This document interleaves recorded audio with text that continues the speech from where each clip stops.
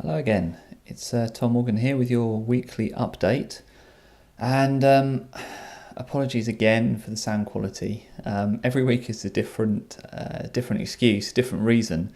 I will get it sorted. It's this time it wouldn't have been so bad, but I've got two Plantronics headsets, and I managed to leave them both at work. So poor move on my half. So I'm actually using a webcam speaker.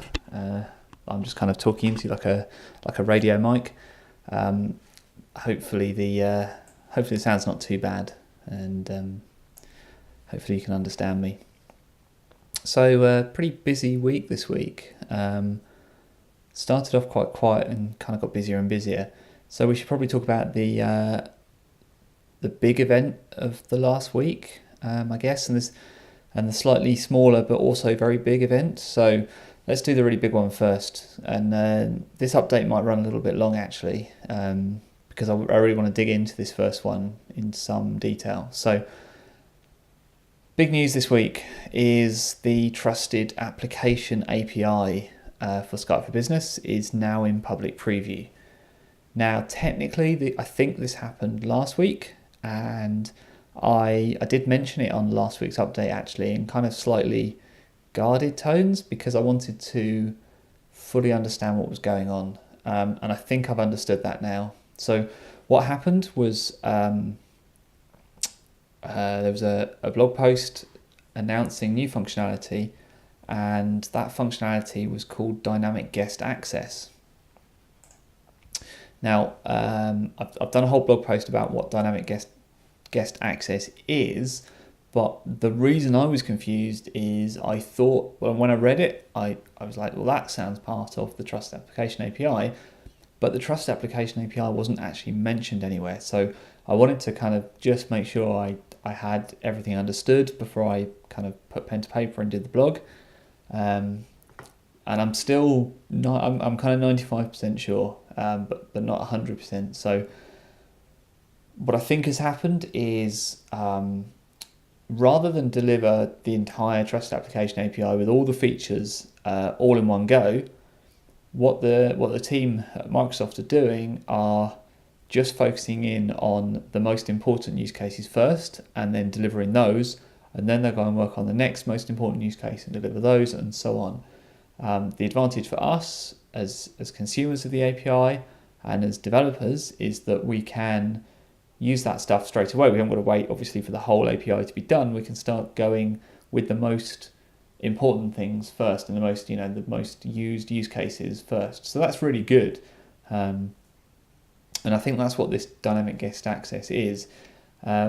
When you actually kind of look at it and what it boils down to, Guest Access gives you the ability to schedule a meeting and in code via an API call, and also authorize guest users into that meeting, or I guess any meeting. But the reason that's important is it unlocks the kind of remote advisor scenario, that kind of thing where you've got end users and they want to, like customers, and they want to interact with someone on your staff maybe, or an expert or something like that, and you want to host that meeting securely. So you need to be able to spin up a secure meeting space and invite them into it. They won't have the Skype for Business client. That's okay. They can use the web technology. They can even use like mobile technologies, which I'll come on to in a minute. But they can do all that stuff to get into the meeting and talk with your users, and it's all done with Skype for Business. Now, coincidentally, this is the same set of functionality that is included in the healthcare templates, which were released last week. And that's why all this kind of stuff happened all at the same time. Because I looked at the healthcare templates and thought, well, there's some stuff in here that I didn't think was public preview yet, and I didn't think was around. And this is why it was released at the same time. I just didn't quite realise it. So that's pretty exciting. It's really good as well to see how Microsoft are releasing this stuff, if that makes sense. So all the documentation is out on GitHub. That means it's really up to date. It means it's easier for the platform team to keep it up to date. It's easier for us as well. We can suggest changes. We can write our own samples and commit them to the repository, and kind of fork and whatever it is you do in GitHub to commit and have that stuff authorized. I've got a complete mind blank at the moment, so I can't remember what it is. So you've got all that stuff. But it's also interesting as well because Microsoft are using NuGet as well to release the SDK for this API as well. So there's a NuGet package you can install. It's pre-release, but you can get it up and running. And there's some samples as well that are all in GitHub. There's a really simple console application and then a more involved one, all to do with the stuff I was talking about, scheduling a meeting and managing anonymous sign-in and stuff. So big new stuff, new functionality, pretty exciting, especially if you're Office 365 and you've been waiting on some of this stuff because you've been kind of limited in what you can do in terms of remotely creating meeting spaces and things that were relatively easy in UCMA on-prem before. Now you can start to do some of this stuff in 365. So that's pretty cool. Another big announcement this week, the Skype for Business app SDK is now generally available, so it's out of its public preview phase. The app SDK is the one that lets you embed Skype for Business functionality into mobile devices, so iOS and Android devices. And the kind of focus, and again, this is a similar thing where the team have really focused in on the most important functionality first. And right now, that's using the mobile application to anonymously join a conference, so a Skype for Business conference. And that's kind of cool because if you are a company that have been wanting to make use of this, but you can't because your licensing and your rules dictate that you can't use pre-release software and you have to use GA stuff, then you can now use this. This is now available for you to use. And it ties in really nicely actually with the other Trusted Application API, because now you can use the two together to create a meeting on the back end in 365 and then have users join it using a mobile application. So you've got kind of a really nice end-to-end scenario going on there, all done with Skype for Business, all done on Office 365. So that's really good. Again, all that stuff's over on GitHub, and you can download samples there as well. So that's great to see. So those are the two big stories from the week. Kind of let's looking to the slightly smaller things that have been going on. There's a good blog post actually about Amazon Chime and whether or not it's going to steal kind of market share and stuff from Skype for Business. And it's interesting to see Amazon actually, because Amazon started off, they've done a lot of stuff in the consumer space around communications, and now they're just kind of coming into the business space with Chime. So it's interesting to see how they're doing that. And in a way, it kind of mirrors a lot, what's been happening in the communications world generally, where we've seen these kind of consumer grade messaging applications becoming more and more prevalent. I'm talking things like WhatsApp and Wemo and kind of Slack and things like that. Interesting to see how we've seen them start off and become big in the consumer world and then kind of transition over into the business world. And it's not altogether surprising, because businesses are made up of people, and people will use whatever tools they need to get the job done.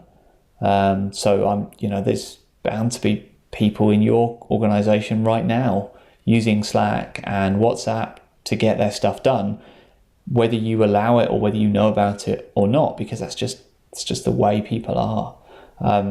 So yeah, it's going to be interesting, because it almost, in some ways, it almost doesn't matter that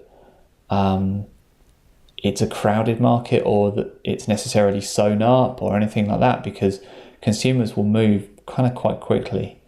So that's kind of an interesting story. what else do we have? So there's a really good but fairly technical blog post actually about the WebRTC and ORTC stuff in Universal Windows platform that's coming into Windows 10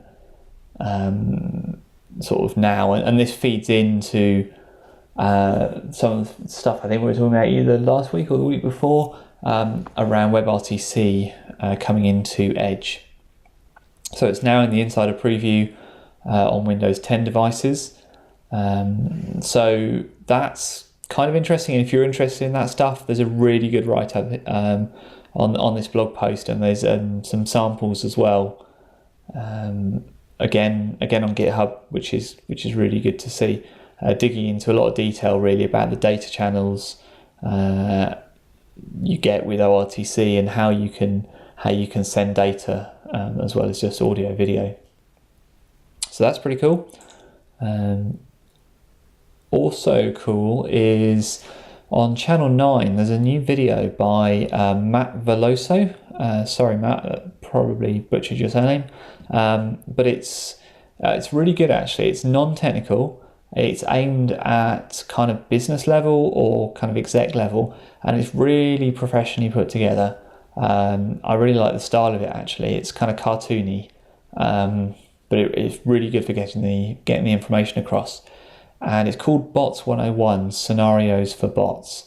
And really it's giving the business case, I guess, for people saying, why do we need, I'm hearing that bots are the next big thing. I'm hearing that bots are cool, but I don't get it. Why do I need bots? What do bots give me that apps don't give me? And so it goes into a good level of detail there around all these kind of things, around why bots are different to apps and some of the advantages that bots can give you.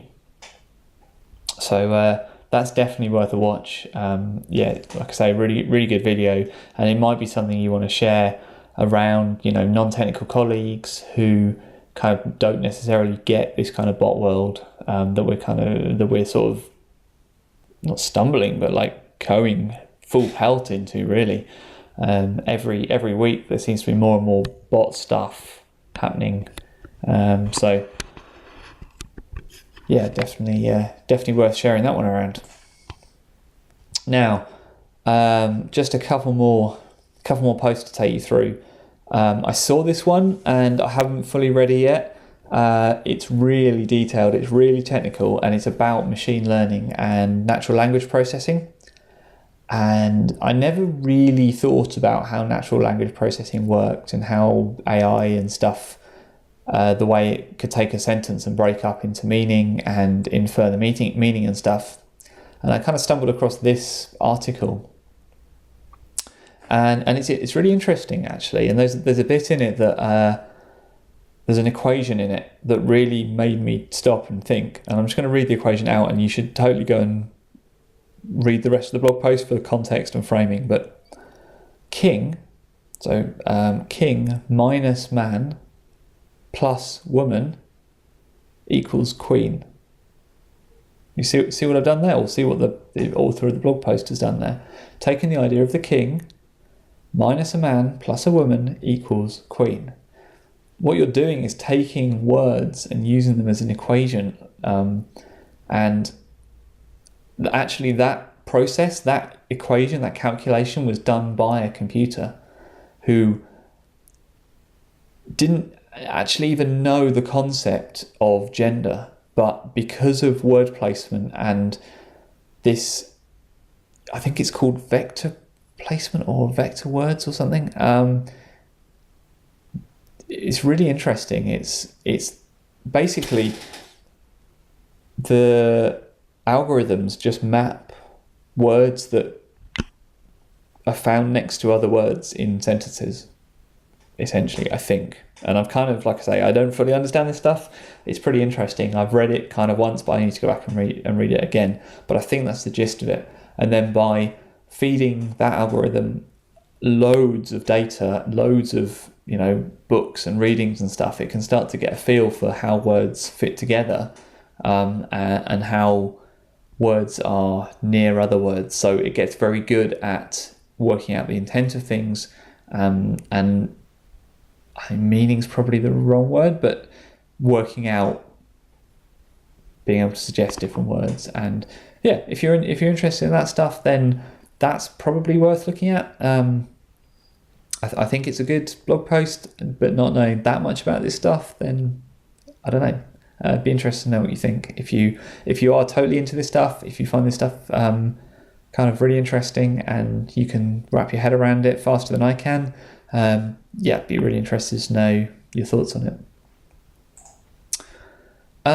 Almost to the end, I think. Couple more things. So Microsoft Teams now has Markdown support, which is pretty exciting. If you're a Markdown kind of person, I think it's cool. Don't get me wrong. I'm not that good at Markdown that I can just write it without thinking, which is sort of how I use Teams. I use it as a quick messaging platform.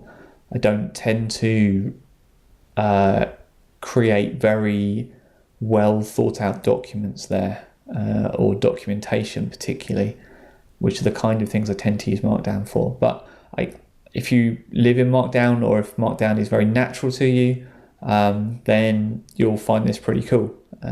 So that, I think, is live now. I think they're probably rolling it out across the tenants, but it's all gone live. So by the time you hear this, you should have it. And finally, just before I let you go, a bit of a plug for something that my employer are doing, Modality Systems, who I work for. Recently, we've just launched a new site to showcase some of the stuff that we do internally that isn't necessarily ready for the light of day. We do a lot behind the scenes around looking at different ideas, trying to understand and get a feel for where the future of communication is going and how software can make a positive business impact in the future. And we wanted to expose some of that because really what we were finding is that we wanted to bring customers into that process, because really it's the customer feedback that's really, really important. And we wanted to sort of formalize a way of working in collaboration with our end users, with partners and other industry influencers to look at different ideas, look at different solutions, and work together on creating software that can be the future. So this is our new website. It's called labs.modalitysystems.com, and what we're doing is listing out a selection of projects that we're working on at the moment. And what we want from you guys is to have a look at them and tell us which ones you like. If there aren't any projects in there that you like, we want you to tell us why not and what projects you think we should be working on, because we want to be working on the projects that we think will really move the needle for the future and for the next kind of iteration of communication software. So we want your feedback on that as well. So labs.modalitysystems.com is the address, and go take a look. Let me know what you think. Let Modality know what you think. And I think that pretty much brings us to an end for this week. So I will say have a great weekend. I'm going to spend this weekend, I think I'm going to try and put together a video on AI in Azure using some of the cognitive services stuff. So that will be coming to channel 9. I'm going to try and get that done over the weekend. So that's what I'm doing. So whatever you're doing, have a great weekend, and I will speak to you again on Friday.